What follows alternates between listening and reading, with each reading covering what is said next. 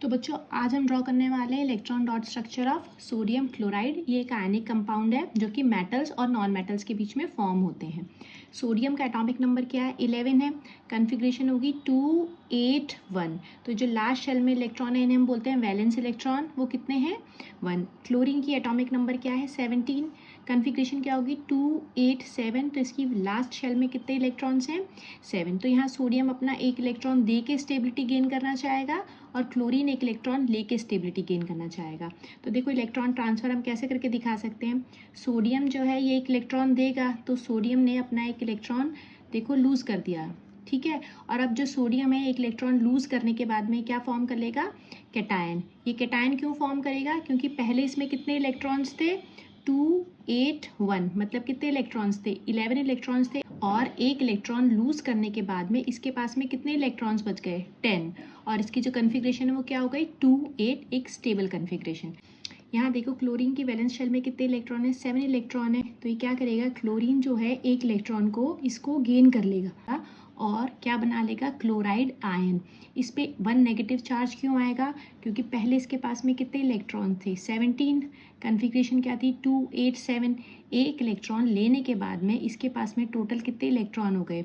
18 electron हो गए और कन्फिग्रेशन क्या हो गई? 288। और दोनों ने क्या कर लिए? Stability attain. आओ अब इसका इलेक्ट्रॉन डॉट स्ट्रक्चर ड्रॉ करते हैं। NaCl में हमारे पास में एक सोडियम एटम है और एक क्लोरीन एटम है। सोडियम की वैलेंस शेल में कितने इलेक्ट्रॉन है? 1। तो हम यहाँ 1 डॉट दिखाएंगे और क्लोरीन की वैलेंस शेल में कितने इलेक्ट्रॉन है? 7। तो हम यहाँ 7 क्रॉस दिखाएंगे जस्ट टू डिफ्रेंशिएट। ओके, अब ये हमारा एक कैसा कंपाउंड है? आयनिक कंपाउंड है जिसमें इलेक्ट्रॉन ट्रांसफर होता है from metal to non metal. तो सोडियम जो है अपना एक इलेक्ट्रॉन किसको दे देगा? क्लोरीन को दे देगा।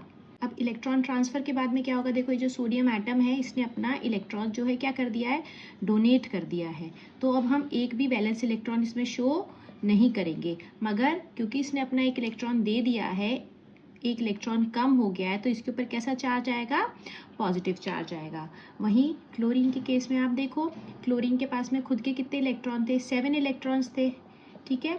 और एक इलेक्ट्रॉन इसने सोडियम से ले लिया है, तो इसके पास में टोटल कितने इलेक्ट्रॉन्स हो गए हैं? 8 इलेक्ट्रॉन्स हो गए हैं, ठीक है। और एक इलेक्ट्रॉन अब एक्स्ट्रा हो गया। एक इलेक्ट्रॉन ज़्यादा होने के कारण इसके ऊपर कैसा आएगा? एक नेगेटिव चार्ज आएगा और ये हमारा क्या फॉर्म हो जाएगा? NaCl।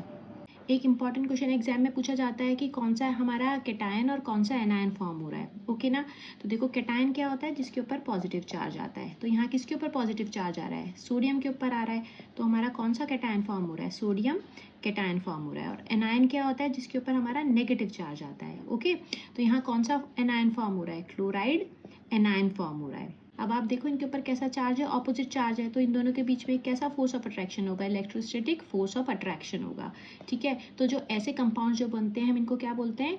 इलेक्ट्रोवेलेंट कंपाउंड या आयनिक कंपाउंड्स। अब आप यहाँ देखो, यहाँ कन्फिग्रेशन में क्या चेंज आ रहा है? पहले सोडियम का कन्फिग्रेशन था 281। जब इसने एक इलेक्ट्रॉन लूज कर दिया तो कन्फिग्रेशन क्या हो गई? 28, जो कि एक स्टेबल कन्फिग्रेशन है। और क्लोरीन के केस में पहले कन्फिग्रेशन क्या था? क्लोरीन एटम का 287 और एक इलेक्ट्रॉन गेन करने के बाद में जब इसने क्लोराइड आयन बनाया तो कन्फिग्रेशन क्या हो गई? 288, जो कि एक स्टेबल कन्फिग्रेशन है। और ऐसे दोनों ने क्या अटेन कर ली? स्टेबिलिटी।